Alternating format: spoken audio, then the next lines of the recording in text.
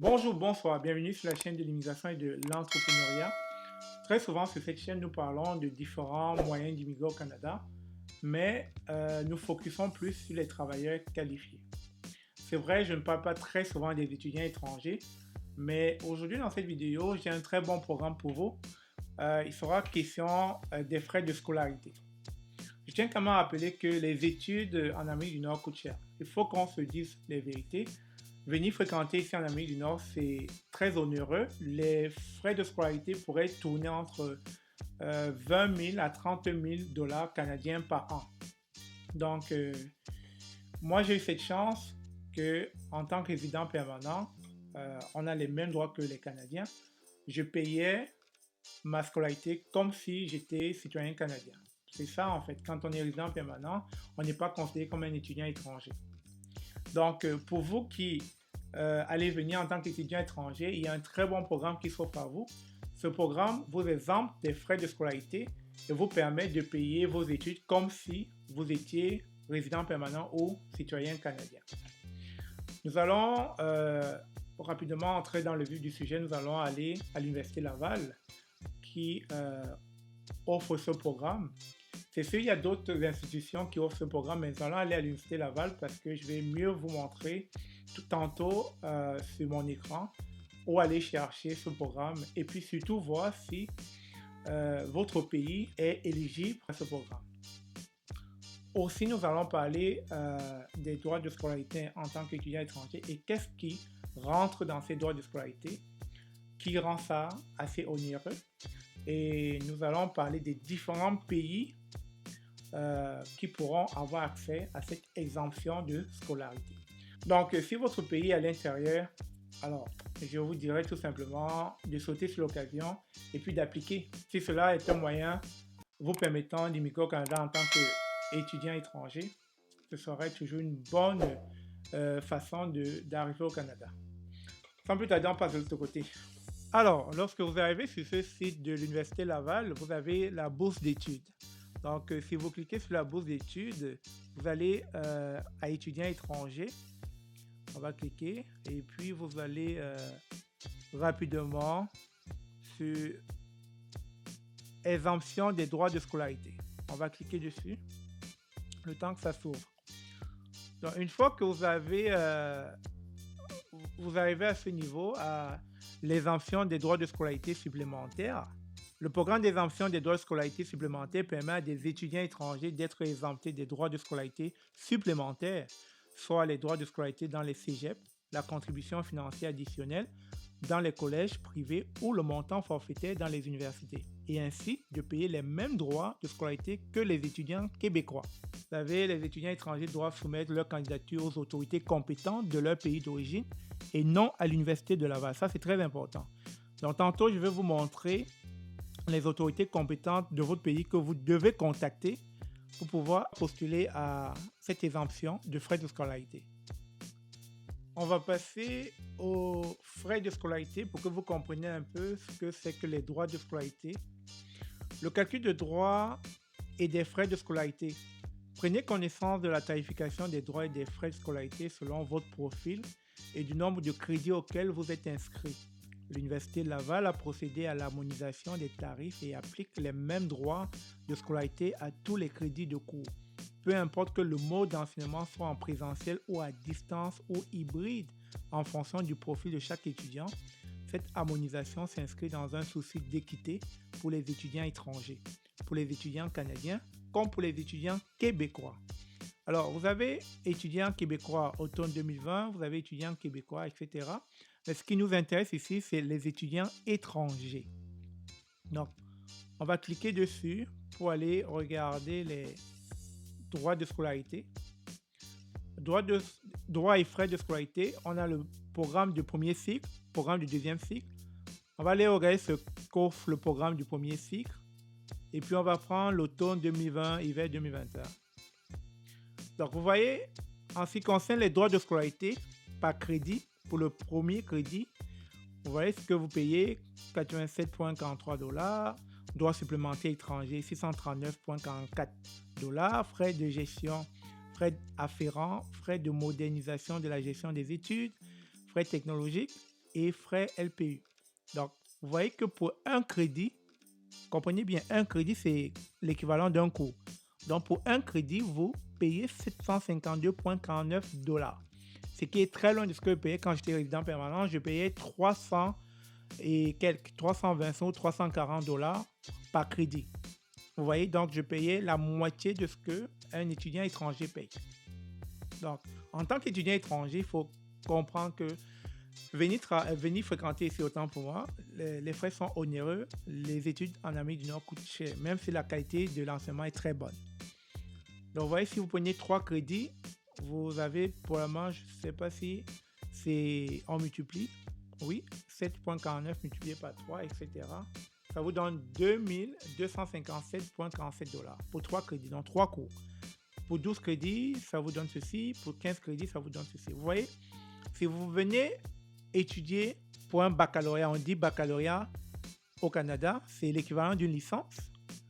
Et je pense qu'une licence, ça vous donne un maximum de 90 crédits, si je ne me trompe pas. Si vous étudiez pour 90 crédits, imaginez un peu ce que ça vous ferait au bout de 3 ans d'études. Imaginez, parce que là, on est déjà à 15 crédits, on est à 11 000. Donc, vous voyez, ce serait énorme. Énorme, énorme. Donc, vous voyez un peu ce qu'un étudiant étranger payerait, dépendamment des filières où il va être, sciences humaines et sociales, agriculture, foresterie, médecine, dentaire, etc. Donc, c'est important de le savoir, c'est important de savoir où va votre argent. Et si on revenait en arrière, vous verrez un peu combien paye. Ça, c'est un programme de premier cycle que je vous ai montré. Après, il y a un programme de deuxième cycle, etc. On va revenir en arrière pour voir ce que payerait un étudiant québécois. Un étudiant québécois autonome. Ok, on va prendre ceci. Vous voyez, un étudiant québécois, il payerait le droit de scolarité de 87,43 $. Il paierait des frais de gestion, etc. Il serait donc en train de payer comme un total de 113,05 $, ce qui est largement inférieur à ce qu'on a vu tantôt. Et pour 3 crédits, il paierait 339,15 $. Et pour 15 crédits, il paierait 1700 et quelques $. Vous voyez, c'est largement inférieur à ce qu'on a vu tout à l'heure. Tout à l'heure, vous serez ici à 11 000. Et pourtant, pour 15 crédits, un Québécois est à 1700 $. Vous voyez donc le gros gap, la grosse différence qu'il y a entre un étudiant étranger et un étudiant québécois. Donc, le programme dont je parlais tantôt, cette exemption-là, ça permettra justement aux étudiants étrangers de payer les études, les droits de scolarité au même titre que les étudiants québécois. Maintenant, il est question de voir auprès de quelle autorité de votre pays vous devez faire votre demande. Si vous venez ici dans www.education.gouv.qc.ca, etc., vous allez voir exemptions accordées en vertu des ententes. Je vais vous mettre les liens dans la description de cette vidéo, ne vous inquiétez pas. Vous aurez tous les liens dans la description de cette vidéo. Donc, vous allez voir les exemptions accordées en vertu des ententes de coopération signées entre le gouvernement du Québec et des gouvernements étrangers. Vous avez la liste des responsables de la gestion des exemptions des pays de l'organisation internationale. Vous avez les pays membres signataires et puis vous avez les formulaires de candidature pour l'attribution des exemptions. Donc, rentrons un peu pour voir les pays signataires. OK. Donc, la liste des pays incluant une organisation internationale à qui le gouvernement du Québec accorde des exemptions des droits de scolarité supplémentaires au niveau universitaire.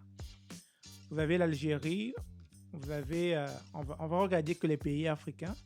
Vous avez l'Algérie, vous avez le Bénin, vous avez le Burkina Faso. Vous avez aussi des pays européens, mais je vais aller direct vers les pays africains. Vous avez le Burundi, le Cameroun, vous avez le Congo, la Côte d'Ivoire, l'Égypte, le Gabon, la Guinée, vous avez l'Haïti, qui n'est pas africain, je sais. Vous avez la Mauritanie, vous avez le Maroc, le Mali, Madagascar, vous avez la République démocratique du Congo, le Rwanda, le Sénégal. tous ces pays peuvent appliquer à ce programme d'exemption pour venir étudier au Canada. Alors, nous allons regarder les autorités gouvernementales auxquelles vous devez vous tourner pour pouvoir présenter votre demande. Dans la liste des responsables de la gestion des exemptions des pays de l'organisation internationale, on va aller en Algérie. Vous devez aller voir le ministère de l'Enseignement supérieur et de la Recherche scientifique si vous êtes à l'étranger. Mais si vous êtes au Canada, vous avez l'adresse ici, ambassade d'Algérie à Ottawa. Donc, pour le Bénin, vous avez l'ambassade du Bénin au Canada. Vous avez l'adresse. Mais si vous êtes à l'étranger, vous devez aller au ministère de l'Enseignement supérieur et de la Recherche scientifique à Cotonou. Donc, vous avez aussi pour le Burkina Faso, vous avez pour le Burundi, vous avez pour le Cameroun. Pour le Cameroun, vous devez aller au ministère de l'Enseignement supérieur à Yaoundé. Et si c'est au Canada, vous devez aller voir le Haut Commissariat de la République du Cameroun à Ottawa. Ensuite, vous avez le Congo. Ensuite, vous avez la Côte d'Ivoire. Vous avez l'Égypte. Ensuite, vous avez le Gabon. Vous avez la Guinée. Vous avez Haïti. Vous avez Madagascar, Mali, Maroc, Maurice, Mauritanie, Mexique, Niger, République démocratique du Congo, Rwanda, etc. Donc la liste est assez complète. Ne vous inquiétez pas, vous aurez les liens dans la description de cette vidéo de tout ce que je suis en train de vous montrer en ce moment. Donc pour revenir à ce que je vous présentais tantôt, je pense que l'exemption des droits de scolarité est une belle opportunité pour les étudiants étrangers de venir au Canada étudier, surtout ceux qui nourrissent cette envie, ce souhait de venir se former au Canada. Alors, nous sommes arrivés à la fin de cette vidéo. J'espère que le contenu vous a plu. Si l'argent était un frein pour vous à l'idée de vouloir continuer vos études à l'étranger, je pense que ce programme vient justement répondre à ce besoin qui vous permettra justement d'être exempté des frais de scolarité. Et on l'a vu tantôt, qui semble vraiment onéreux. Donc, il n'y a plus d'excuses. Vous pouvez maintenant appliquer auprès des autorités gouvernementales de votre pays pour venir fréquenter au Canada. Sur ce, n'hésitez pas de laisser des commentaires dans la description de la vidéo si vous avez d'autres préoccupations. Il me fera plaisir de vous répondre. On se dit, comme d'habitude, à la semaine prochaine. Au revoir.